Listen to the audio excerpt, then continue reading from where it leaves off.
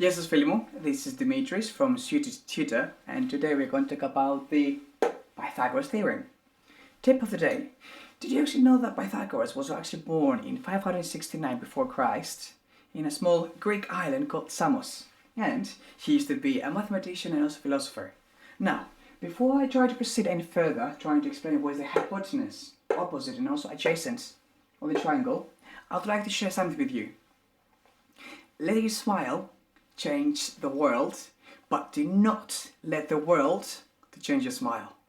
Now, proceeding from where we left from, let's try to represent the hypotenuse with the letter C, opposite with the letter B, and adjacent with the letter A.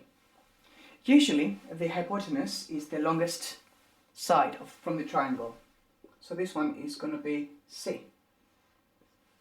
The opposite is the one over here, which is going to be represented with the letter B.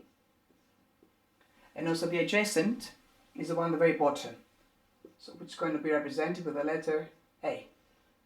Now, for the sake of the experiment, we're going to give some numbers on this triangle, so we'll be able to find the hypotenuse. So let's say that B equals to 3, and also the A equals to 4. Now, according to the Pythagoras Theorem, we know that the hypotenuse, which is going to be c squared, equals to b squared plus a squared. Well, we know that b equals to 3, so it's going to be 3 squared,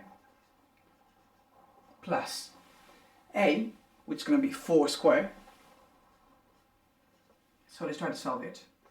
3 squared equals to 3 times 3, which equals to 9. 4 squared is going to be 4 times 4, which equals to 16. So 9 plus 16 equals to 25. Now everyone, that's really important. C squared, which is the hypotenuse, equals to 25. So in order to be able to find and isolate only C itself, we need to find the square root of 25. So the square root of 25 is going to be equals to 5.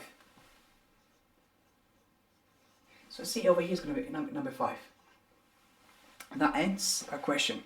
So everyone, thank you for your time, and do not forget to like this video, share it with your friends, comment on the section below if you want to see more videos similar to this one, and also subscribe. Have a nice day.